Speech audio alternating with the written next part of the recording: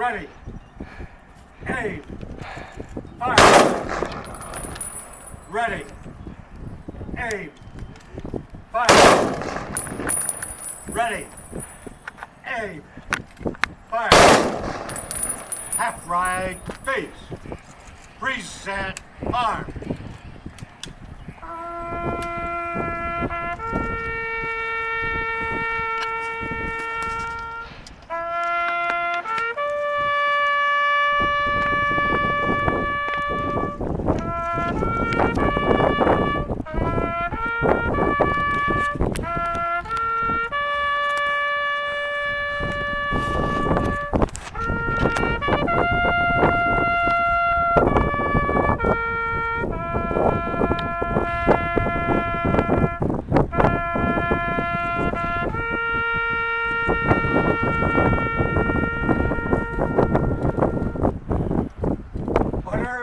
Arms.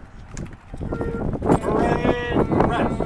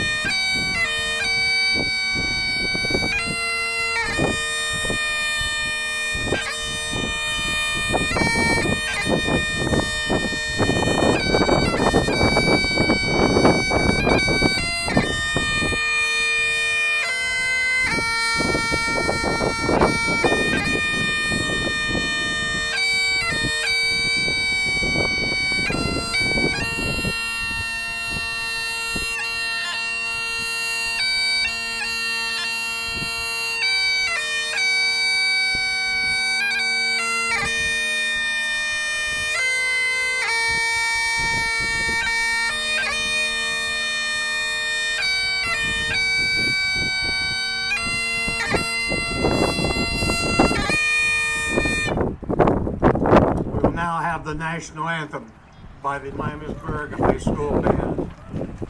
Honor guard, attention, present arms.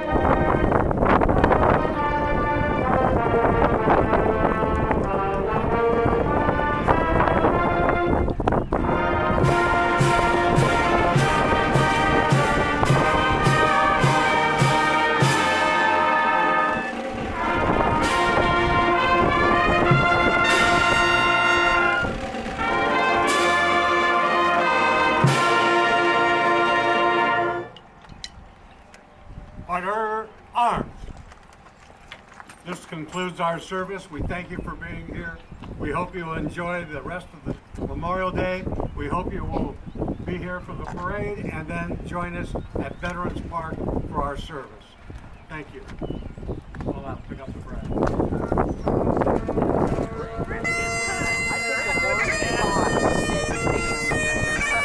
Got my tripod. I know. Got my tripod on the back. Well, at least I got most of it. I've been publishing videos of this for the last 10 years. I haven't got the one where church, there's an umbrella blown out and we're in the middle of a rainstorm out here on the bridge.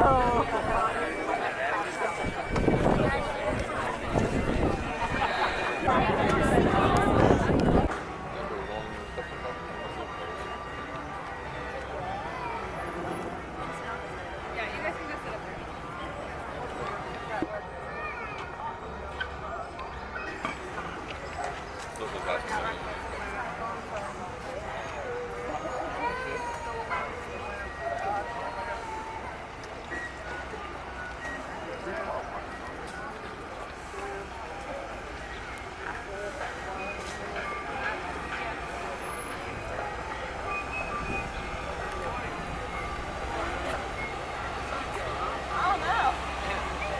Breezy right now. Yeah. Happy Memorial Day.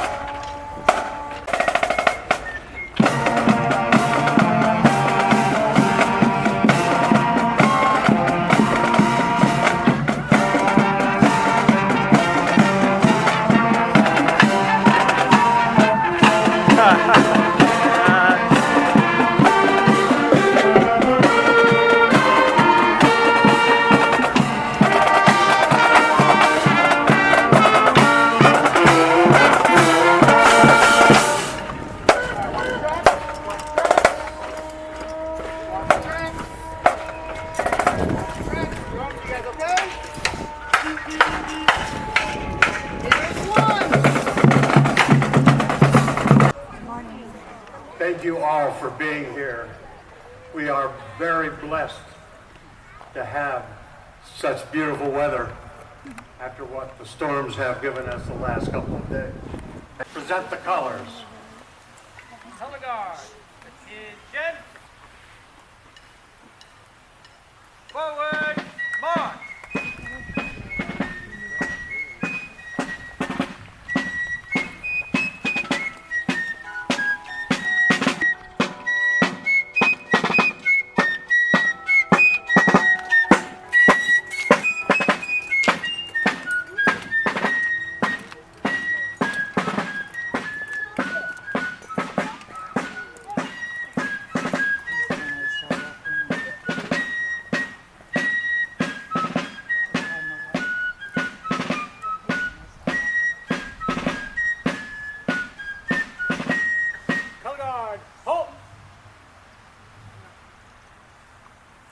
Present the national colors.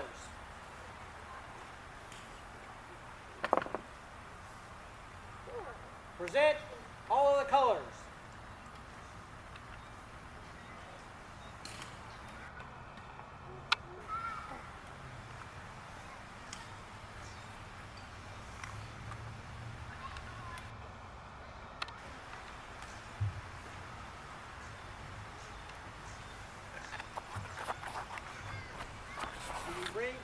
We will remain rise when we play the national anthem.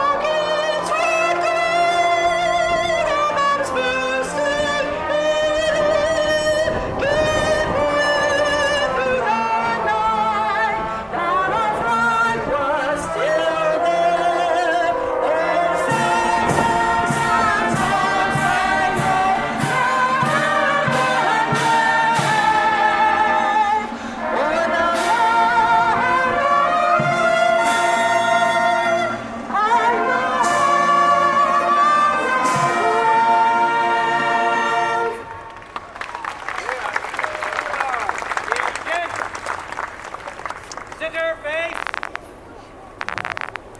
Forward, march.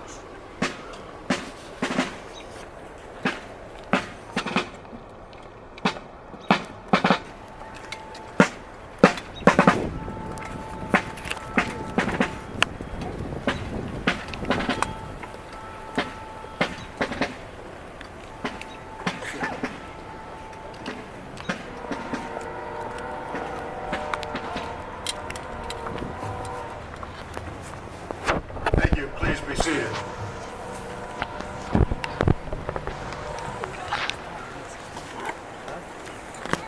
Good morning. My name is John Heinrich. I'm the commander of Miamisburg, American Legion Post 165. We have gathered here today to honor all the brave men and women who have offered their service to our country. Many people offer their service as volunteers, but like police and firefighters, military members offer a unique gift of service. When you enter the military, you enter a special covenant with the American people. You are asked to raise your right hand and swear to support and defend the United States against all enemies, foreign and domestic. This means offering your life, if called upon, to defend this country. In return, the American people are expected to honor and remember the sacrifices of all the people who have given us our freedom. Memorial Day is the official time to do this. That is why we are here today. I want to thank John for Sarkas, who is our post chaplain for the invocation, and Alberta Duncan, our singer, who is with the honor guard.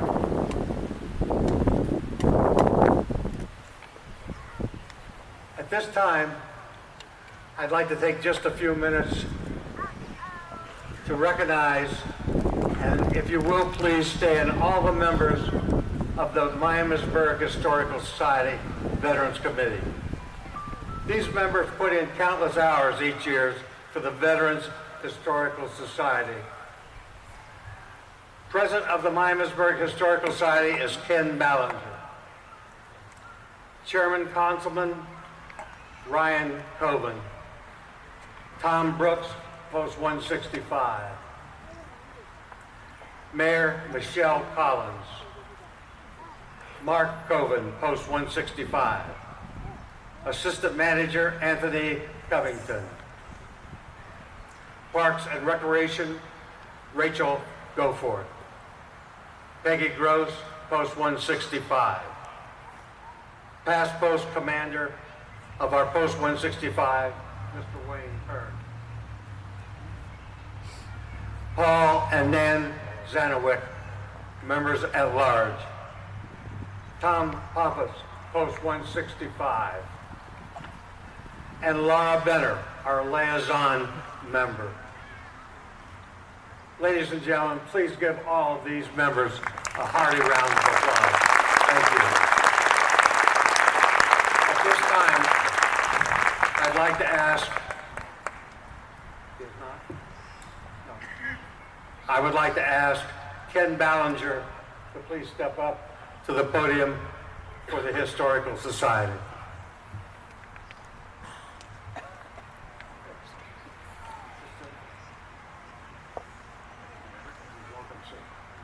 Well, good morning again, friends of Miamisburg history.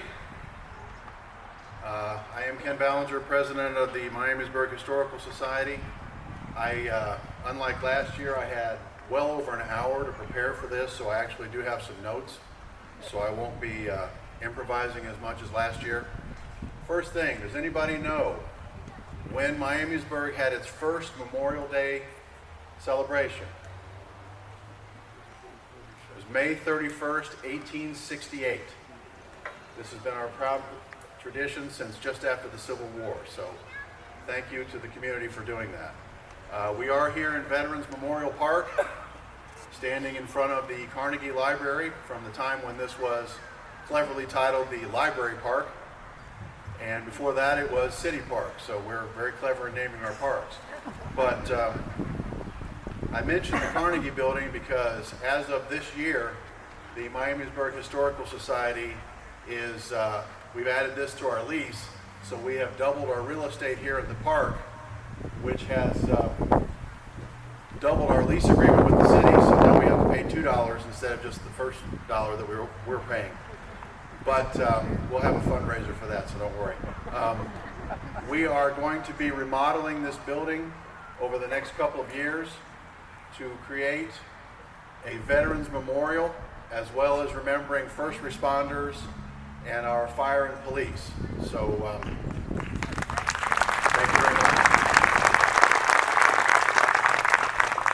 Retired Air Force Colonel Ted Fink has graciously agreed to chair that group. So if you get a call from him or a member of our Ways and Means Committee about volunteering or making a donation, please answer that call, because we are going to need help from the community to make this the memorial that it should be, not only for the fallen, but for all who have served our country and our community. Okay, I do want to mention, you see that we have our beautiful Veterans Memorial banners here. Now, I know some people have mentioned that not all the banners are out here in the park. Some of them are inside the History Center. But as you can see, because of our wonderful relationship with the city of Miamisburg, we have an additional 20 banners that are hanging here on the wall of the History Center. So thanks to the city for taking care of that for us. The problem is, my friends, we started this program last year, and we had no idea the level of support we would have. There were plenty of light poles here in town, or in this park, and so we said we'll hang the banners on those. Little did we know that we would sell 125 banners up to this point. We have too many banners for the space. So that is because of all of you supporting your veterans. So give yourselves a round of applause for that. Now, we are continuing to sell banners. We are continuing to recognize all veterans. I do need to mention the person who has been the chair of that committee is our own board member, Laurel Benner. Stand up, Laurel. I told her I was going to have her come speak, and she said absolutely not and punched me, so she's not going to come up here and speak, but she does need to be recognized for the incredible work that she's done. And I think she's talked to every one of the 125 families who have bought banners and has really been instrumental in getting this program started. Now, sure, there are other communities that have the banners along the street, but here you can stop, you can walk through this beautiful park, and you can actually read what's on each banner, whether it's a family member or not. So we are unique in that aspect.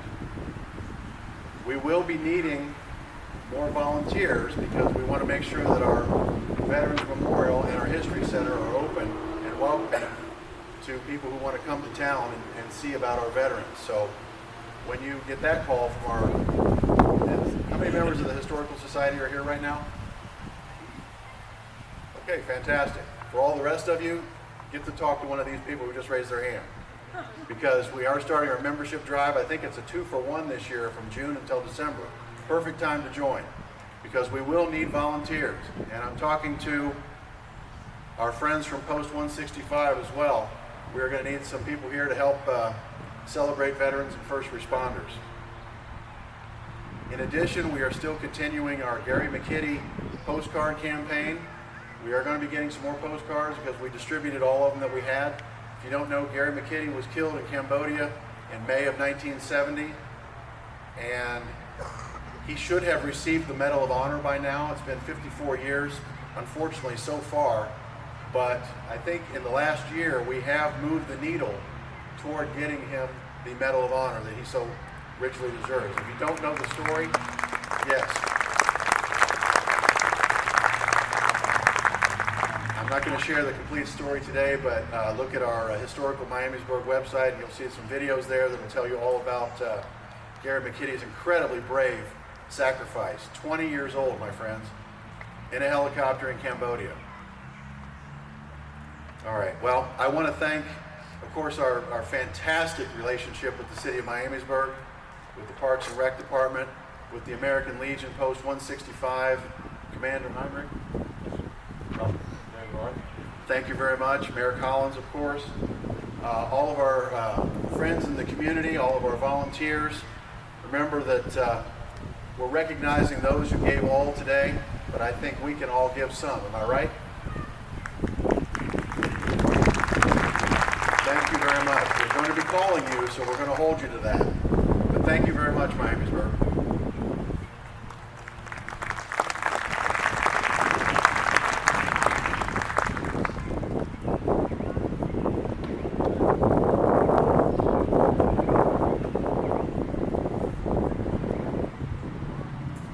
Ladies and gentlemen, at this time, I would like to say a few words about our Grand Marshal.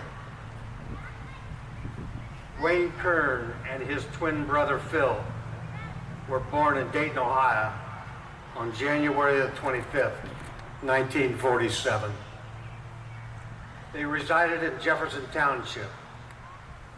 Wayne was an active Boy Scout, reaching the rank of Eagle in 1963. Wayne is a graduate of Manchester University in Indiana, where he met his future wife, Alicia.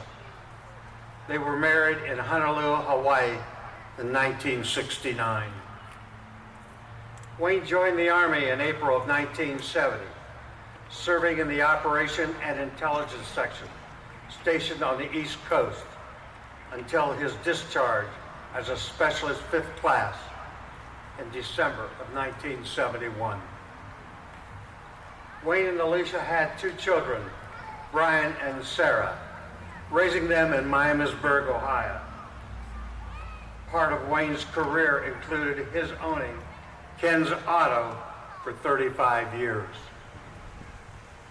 Wayne is an active community member in Miamisburg, serving as treasurer of the Baum House, a member of the Springfest Committee, and a trustee at St. James United Methodist Church. He has also had a pivotal role in the Blessing in a Flag program.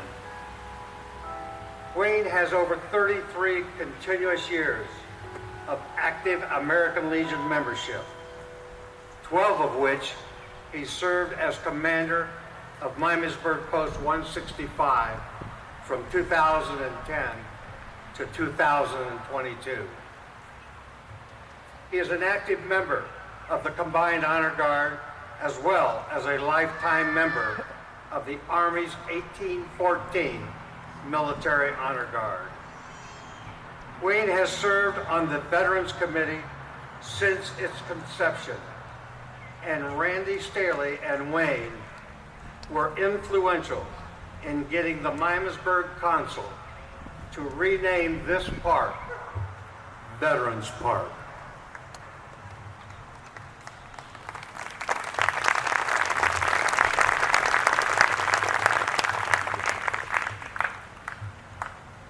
Wayne has enjoyed time spent with his children and his 4 grandchildren. Unfortunately, Wayne, even though he has joined us on the stage today, he has and has been our Grand Marshal. He has been through some difficult health problems during the last 8 months. So we've got him up on the stage, and I would just like for you to recognize our Grand Marshal today with a large round of applause, Mr. Wayne Stern.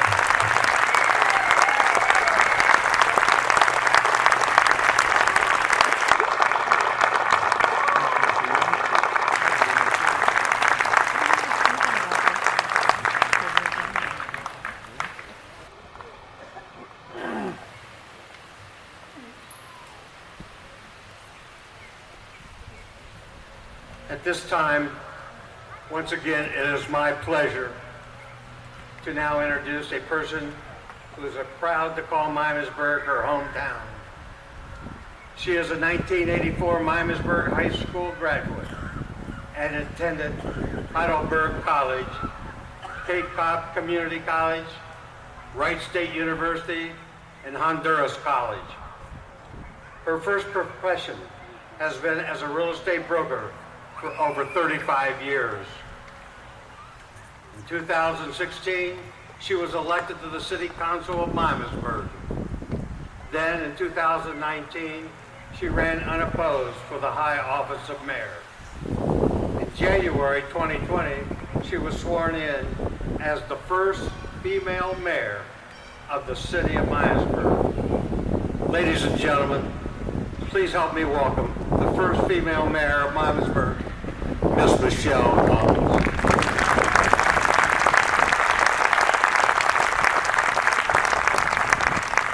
Good afternoon, everyone. He always embarrasses me with that and reminds me of things I didn't remember I did. So thank you, Commander. It's my pleasure to be here, and thanks to each one of you for coming out and giving up a little bit of your Memorial Day to share a remembrance of what we should all be thankful for. Before I begin, I'm going to recognize our members of City Council that are here. Our Vice Mayor is here, Steve Beekler. Steve, will you stand up, please? Councilman John Stalder is here. Councilman Tom Nicholas is here. Councilman Ryan Colvin is here, who is also the chairperson of the American Legion Veterans Club, and a big reason why we're here today. Councilwoman Sarah Thacker, I know you're here. There she is. And State Rep Rodney Creech is here. Thanks for being in Miamisburg this morning. I hope I didn't forget anyone. All right. So I'm going to read to you the recommended reading for the 2024 Memorial Day speech as recommended by the National American Legion Post, and it is my honor to deliver it to you today. They were brothers in arms, but also brothers bonded by sacrifice. Navy SEALs Nathan Gage Ingram and Christopher J. Chambers attempted to board an unflagged ship in the Arabian Sea that was carrying Iranian-made weapons to Yemen on July 11th. As they were leaving their boat to climb the contraband ship, waves reportedly widened the gap between the two vessels. Chambers plunged into the water. Ingram jumped in to save him. Neither were ever seen again.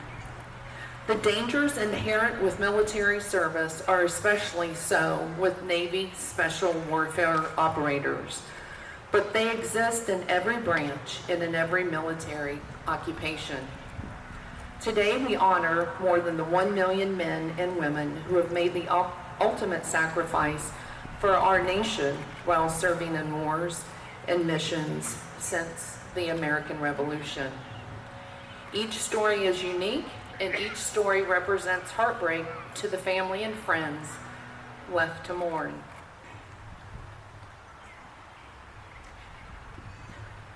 There was Private Furman L. Smith, who served with the Army's 135th Infantry Regiment, 34th Infantry Division. 80 years ago, his unit came under intense fire from German forces near Lonavio, Italy. Severely outnumbered by his enemy, Private Smith tended to the seriously wounded comrades, even as others withdrew. Smith emptied his clip after clip of his M1 rifle and killed at least 10 enemy soldiers before he was fatally shot. This 19-year-old from 6 Mile, South Carolina, was awarded the Medal of Honor. There was also Lieutenant Colonel Annie Ruth Graham, who served in the Army Nurse Corps during World War II, the Korean War, and finally Vietnam. It was while she was assigned to the 91st Evacuation Hospital in Tuawiwa that Graham succumbed to a stroke in 1968. She is one of 8 women whose names are on the Vietnam Veterans Memorial in Washington, D.C. Colonel William Rich Higgins was a Marine who served as chief observer on a United Nations peacekeeping mission. On February 17, 1988, the Vietnam veteran was driving on a coastal road in southern Lebanon, where his car was suddenly blocked by another vehicle and he was taken hostage by Hezbollah terrorists. He endured months of torture before his captors released a video of his hanging. He was declared dead by the U.S. government on July the 6th, 1990. He was survived by his wife Ruth and his daughter Christine. As proud Americans, we should all remember that our freedom is not free. It is only possible because heroes, from our own families and neighborhoods, have paid this high price. It's that price which enables us to have ceremonies and observances like this in towns across our great country. The first Memorial Day was not called Memorial Day. It is believed to have been celebrated with a parade of freed slaves and Union soldiers marching through Charleston, South Carolina in 1865. Waterloo, New York is considered the official birthplace of Memorial Day because after the town held observances on May the 5th, 1866, General John Murray and General John A. Logan called on all communities to honor the War of the Dead every year. Logan had been impressed with how the South had honored Confederate soldiers for years, and in 1868, Logan, who was head of the prominent veterans group, Grand Army of the Republic, issued a proclamation that Declaration Day be observed nationwide. This date was chosen May the 30th, specifically because it was not on the anniversary of a battle. It was a day to honor fallen veterans of all American wars. Even so, many communities do not want to observe Decoration Day because of the lingering resentments from the Civil War. The alternative name, Memorial Day, wasn't commonly used until World War II, a two-front fight against tyranny in which more than 400,000 American service members would die. Among those heroes were men singled out by President Ronald Reagan as he stood at an outdoor lectern in Normandy, France on June the 6th, 1984. I quote, "Behind me is a memorial that symbolizes the Ranger daggers that were thrust into the top of these cliffs," President Reagan said, "and before me are the men who put them there. These are the boys of the Pointe du Roc. These are the champions who helped free a continent. These are the heroes who helped end a war," unquote. Many of the men rest in graves at Normandy American Cemetery. Others found peace at Arlington or in their hometown burial places. And many more survived the war and raised their families under peace and freedom that they and their brothers and sisters at arms fought so hard to achieve. In the American Legion preamble, we pledge to preserve the memories and incidents of our associations in all wars. They do not pat themselves on the back or impress people with stories of their own military service. We all know what they did. We have also been witness to such. Veterans have seen heroism at its purest form. Veterans serve alongside the very men and women that we remember today. One such witness was Lou Conter. On April 1st, 2024, Lou passed away at age 102. He was the last survivor of the USS Arizona. During Pearl Harbor observances in 2020, Lou said to the American Legion, quote, "We're not heroes. The 1,177 who went down with the ship are the heroes."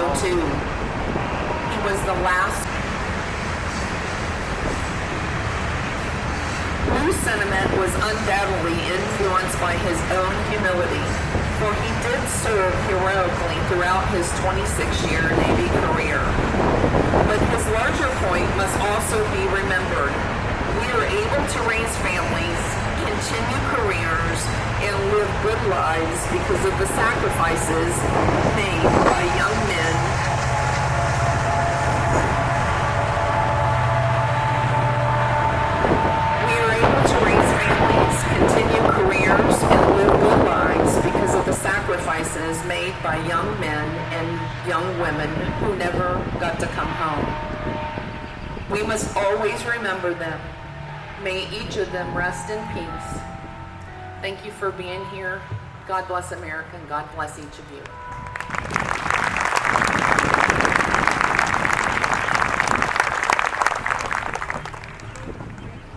Thank you, Mayor Collins.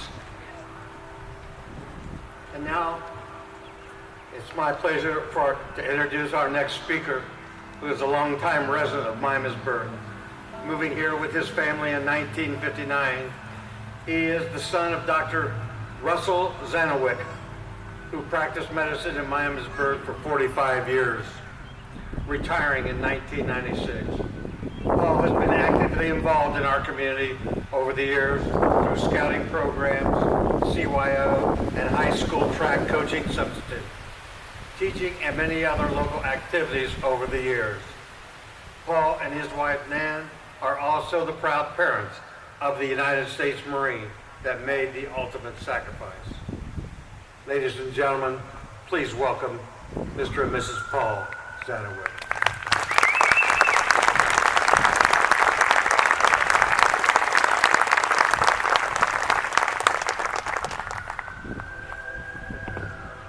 Good morning, everyone. Thank you very, very much. And I'm going to go off script for a second and say thank you so much to Mayor Collins, to the American Legion Post 161, to the city of Miamisburg, the Miamisburg High School, the city of Miamisburg, and the community at large for everything that they've done to support us and what we try to do to honor our son. So I want to thank you so very, very much. I'd like to start out by saying there are 75 names on those stones over there, honoring men and women that gave their lives for our country.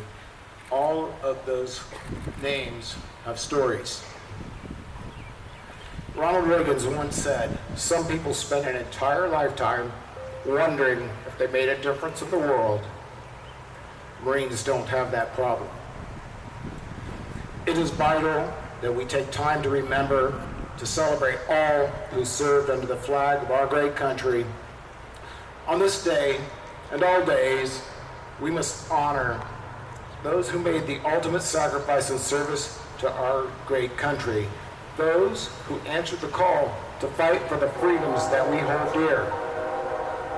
Every soldier, sailor, airman and Marine, and Coast Guardsman who donned the uniform wrote on a check that said, "I will make any sacrifice up to and including my life in service of my country." All gave some gave all. Marine Corporal Paul W. Zanowick II made the ultimate sacrifice on June 3rd, 2011. Earlier in that day, Rocky led his team on a successful mission into a Taliban firefight to extract a wounded Marine and to get him to safety. Rocky's team was tasked with a second mission that day. It was on that mission that Rocky lost his life. His sister lost her brother.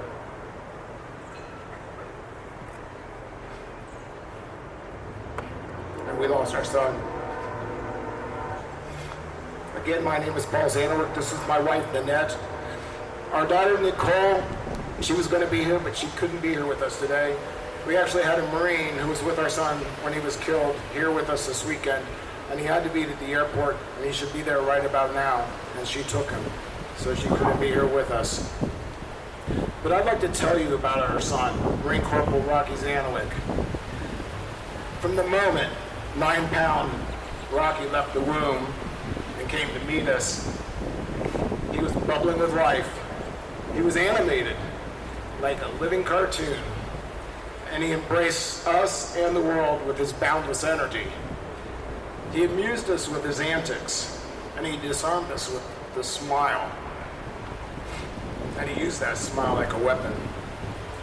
And sometimes he was a bit cantankerous, which seemed only to add to his charm. Rocky was one of those children who was constantly on the move, looking for action. He was a very bright child, but don't we all say that, right? However, sometimes he was too bright for his own good. On the playground, you could rest assured that he and one or two other boys would be putting a game together. Whether it was soccer, football, basketball, it didn't really matter, but there would be a game.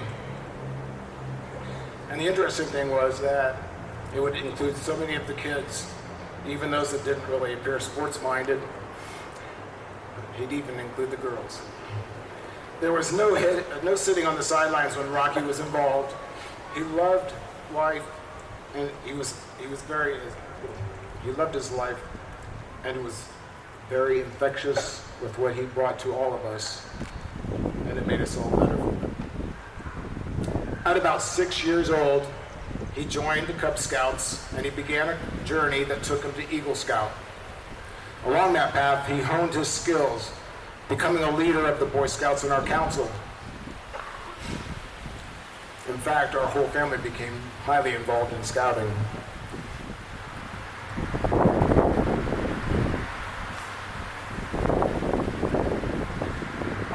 Our family lived hard and we played hard.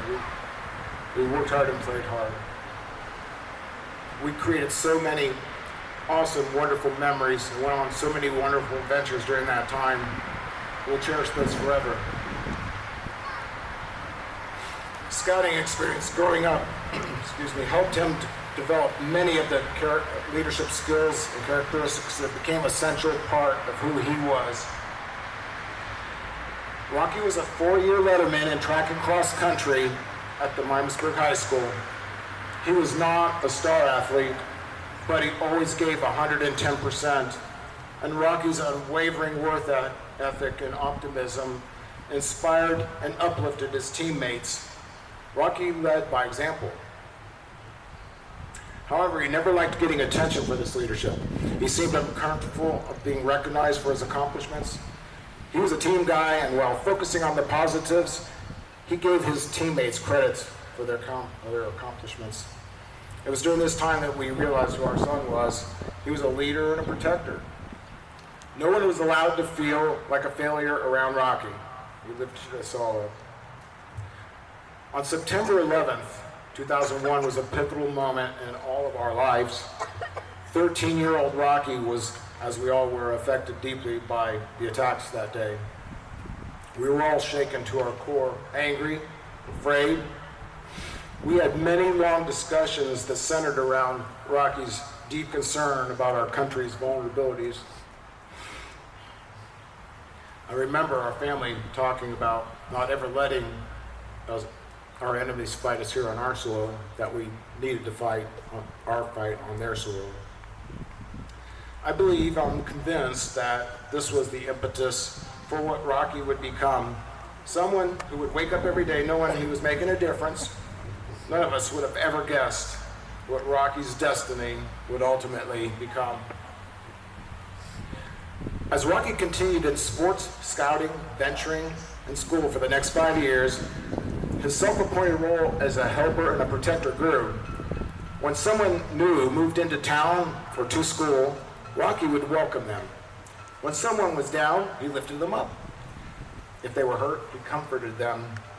If they were afraid, he would be strong for them. And often he did all those things wearing that smile.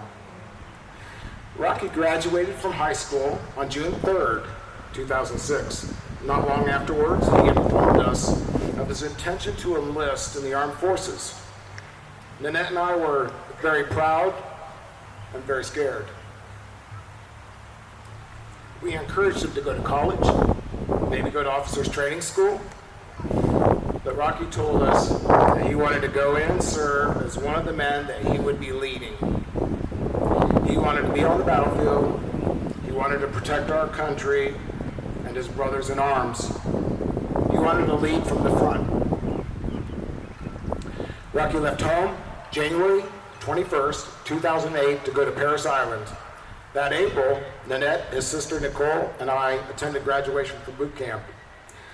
On the parade field afterwards, Rocky's drill instructor told us that Rocky was a model Marine and a natural leader who was able to motivate and inspire others. In fact, the DI said, A few of his fellow Marines would not have graduated were it not for Rocky. We were not surprised. We'd seen that potential long before. After graduating from the School of Infantry in North Carolina, Rocky got orders to his duty station at 29 Palms, California. Rocky quickly became recognized for his leadership skills and got promoted ahead of peers who he would end up leading. Many of his peers and a number of his officers have shared with us that Rocky was a Marine's Marine, that he was a model by which that many were trying to emulate. Rocky was a corporal, and he was on his way to making sergeant when they left for Afghanistan on his second deployment. We were told on that deployment that Rocky worked his boys hard, and he wanted to get them battle ready. And that usually was followed, though, by intense play. It was no surprise to hear that between the missions, Rocky's place in Afghanistan, in a hole in the ground, was where you would find them all.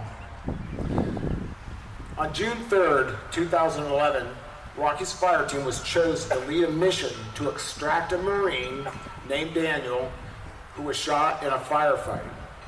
He was chosen because his fire team had been training hard, and Rocky's navigation skills would be needed to get where they needed to be to extract the Marine and get him onto the hospital.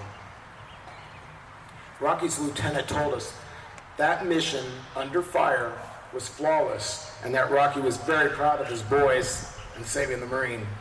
And he told us that these missions never went that well. He also said that he was very proud of Rocky. A day in the life, right? But there's always a what's next when you're wearing the uniform, isn't there?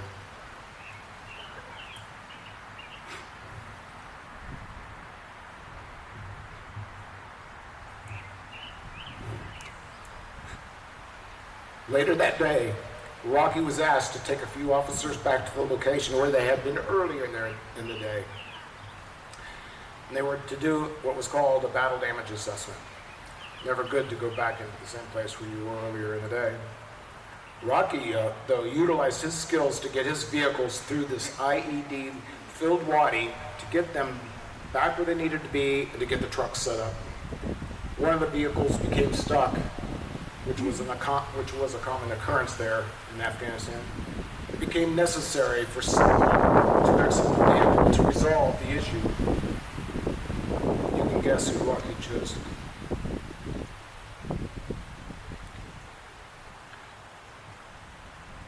Once Rocky became exposed outside the armored vehicles, and he was in the open, he was shot by a sniper.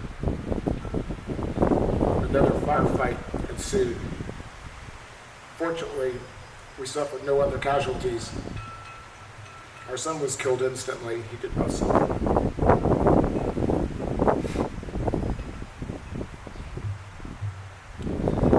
Rocky's second in command was in the truck that Paul was standing in front of. And he told us he was the last person actually to see our son alive. He told us that Rocky was looking up, smiling at him before he was shot. Our son Rocky was 23 years old. Rocky was a Marine. He died protecting his flag and his brothers, knowing he had made a difference. You've heard this, but all gave some gave all.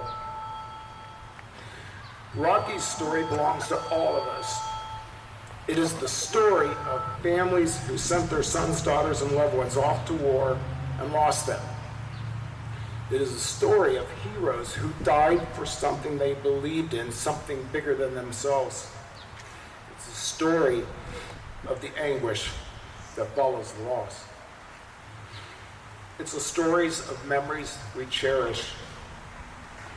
And while we'll always lament the terrible losses, we will always remember to be proud of who they were and how and why they served. We can never take what we have for granted. We live in the greatest country known to mankind because men and women have fought, died, bled and died for our country and everything that we have. We can never forget these heroes. We need to tell their stories.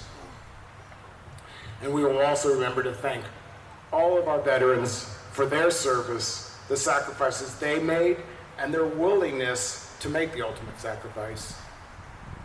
We do these things because we know, we truly know, freedom, it's never free. May God bless Corporal Paul Rocky Zanoff II. May God bless all of you, and may God bless these United States of America.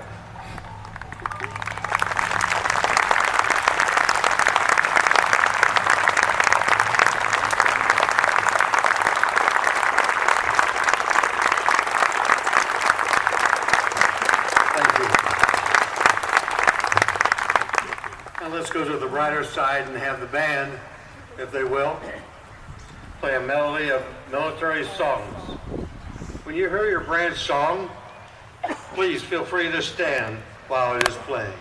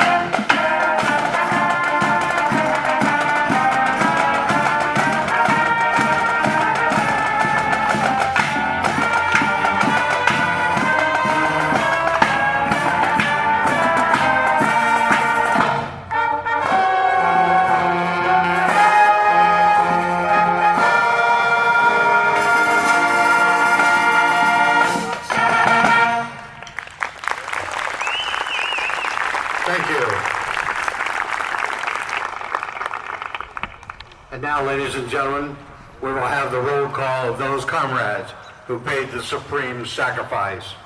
Our SAL Commander Ernie Pyle will now read the names.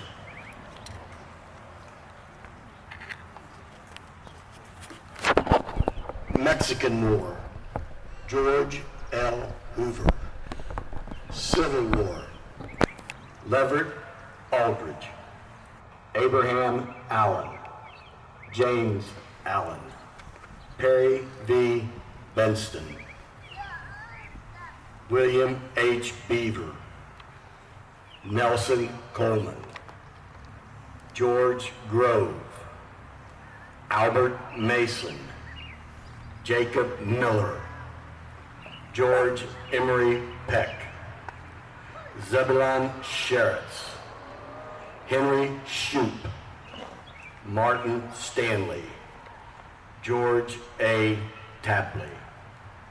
Philippine-American War, Frank Moyer, William Schreiber. World War I, Alonzo Ballinger, Emmett Boldman, John N. Catro, Thomas A. Eagle, Edwin E. Folk, Dean F. Fry, Everett Gillespie, Albert Henry, Henry Hughes, Orville Johnson, Clarence E. Jones, Benjamin C. Carper, Malcolm Klein.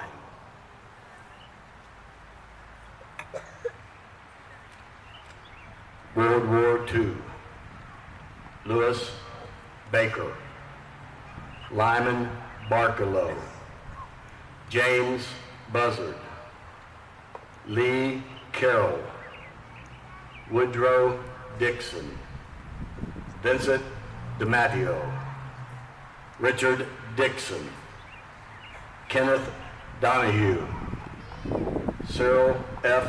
Eister, Carl Gray, Ralph Harris, George Hartzell, Lawrence Hyatt, William Horn, Keith Hudson, Charles Jacobs, Earl W. Johnson, Robert Long, Gerald Myers, Elmer Michael, Clarence Moyer, Charles Neetham, Roger Oler, Clarence Pauley, Victor Pfeiffer, Nelson Pratt, Robert Presley, Douglas E.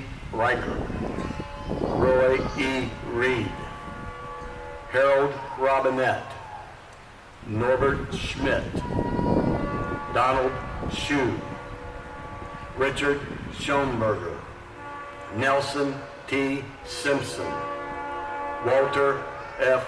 Smith, Max Southard, Richard A. Stolder, Charles L. Taylor, Vern Thomas, Douglas C. Weaver, Orville Widener, Charles Weller, James T. Wilson, William Wolfe.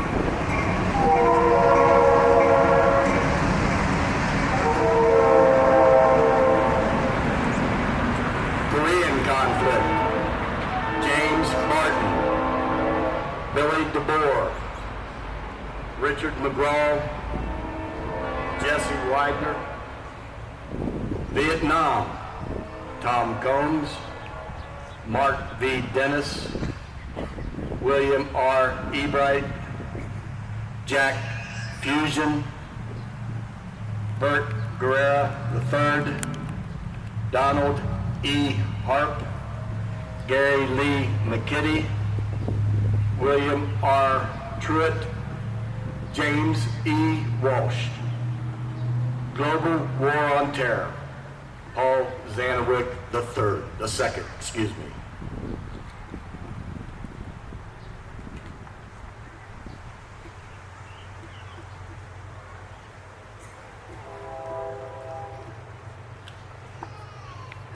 We will now ask our Auxiliary President, Mary Johnson, to please place the wreath.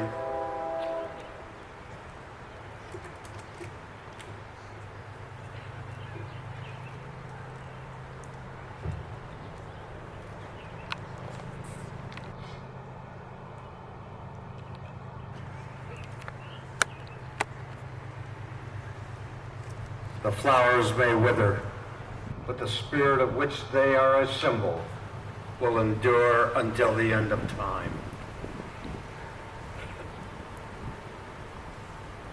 It is now time for us to do the post-everlasting ceremony.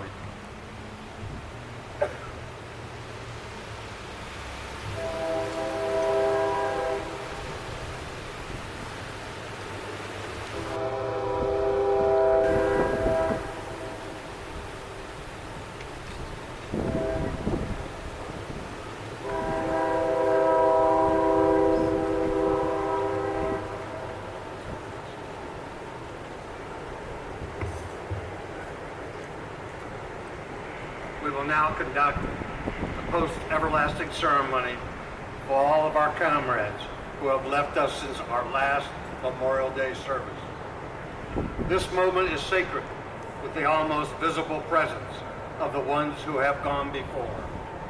We come to honor the memory of those who offer his or hers in the service of country and who has now enrolled in the Great Spirit Army, whose footfalls cause no sound, but in the memory of mankind, their souls goes marching on, sustained by the pride of service in time of war. Because of them, our lives are free. Because of them, our nation lives. Because of them, the world is blessed. May this service deepen our reverence for our departed comrades.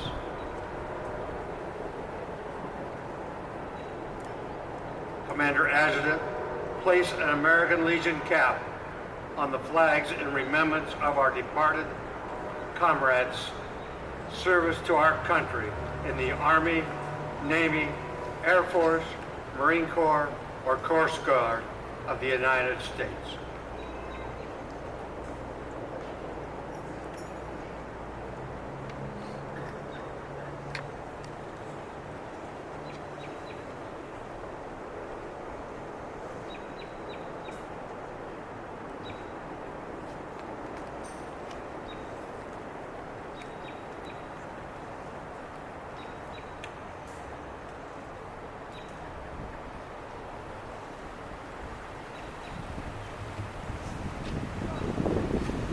Our comrade chaplain will now offer a prayer.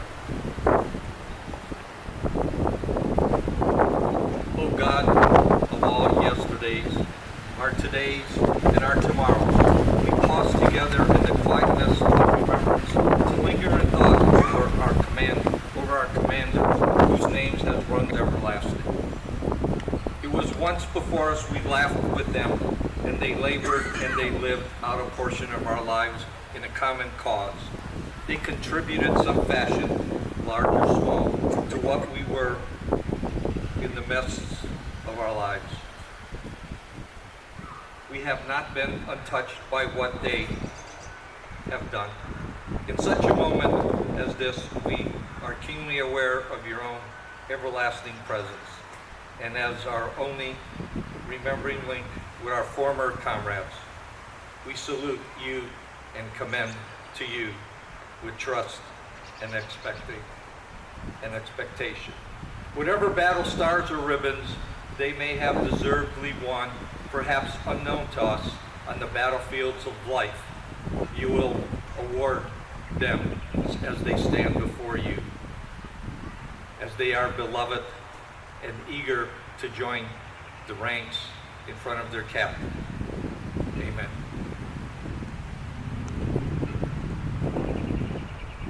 Comrade Adjutant, read the names of the departed comrades. Donald Pierce, Douglas Stam, Gary McLean, Randall Staley, John Gable, Gary Johnson, Charles Miller, John T. Buckley, William Zecker, Robert Voorhees, John Rarick, Robert McDaniel, Thomas Silverman, Philip Savage.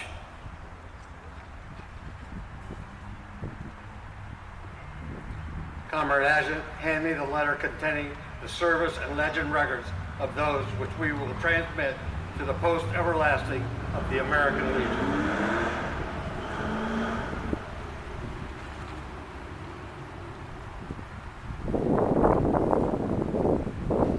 Comrade Chaplain, transmit this letter containing the service and Legion records to our comrades of to the adjutant of the post everlasting.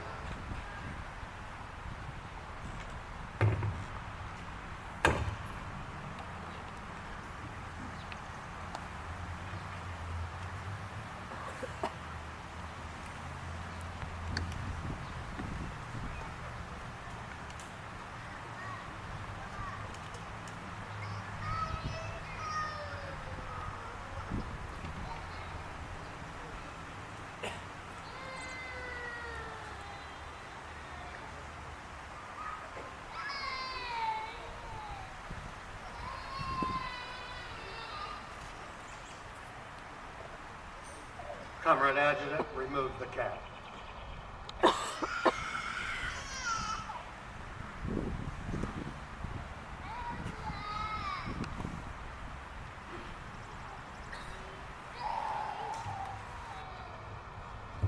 This concludes our post-everlasting service.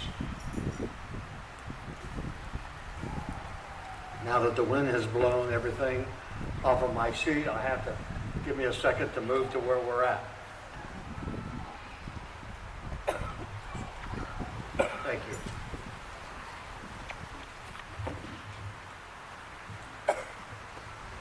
The Miamisburg High School Band will now play God Bless America.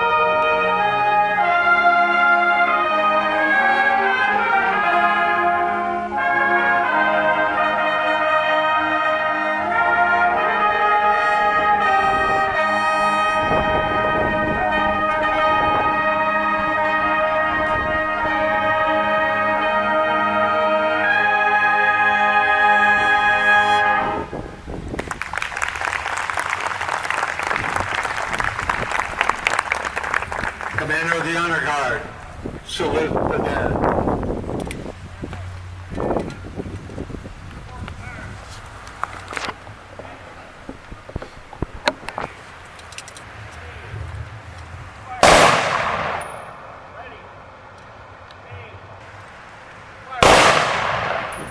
Ready. Aim. Fire. Left, right. Present.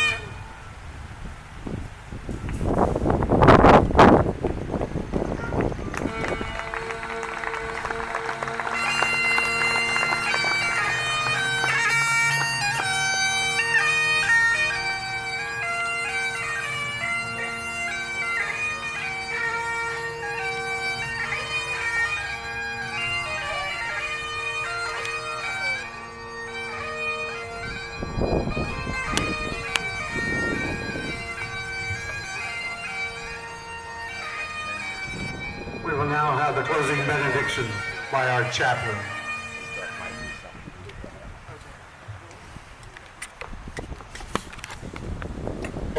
First and foremost, as chaplain, I want to thank everybody for making this a great turnout on this Memorial Day.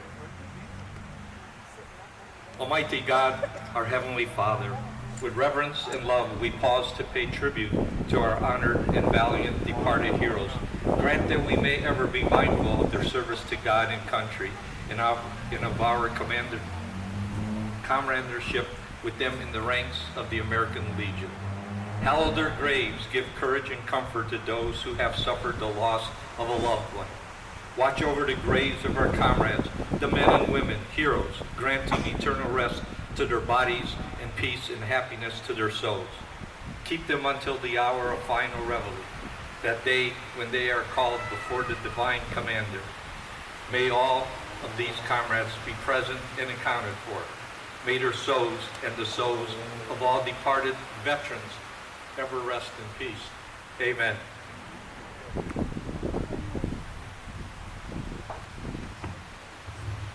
Once again, we would like to thank our vocalist and bugler, Alberta Duncan, and bagpipe major Kevin Brown for performing today.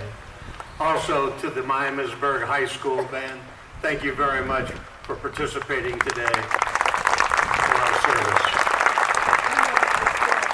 We hope all of you will stay in the park for hot dogs, popcorn, and ice cream, and enjoy the music of the Miamisburg Alumni Band, who will be playing for your enjoyment. Plus, the Historical Society building will be open for your enjoyment and viewing of all the new banners. Once again, on this windy, unknowing day whether we were going to have good weather or not, and as you can see, we were blessed. Thank you for coming to our service. This does conclude our service, and thank you very much. Have an enjoyable Memorial Day.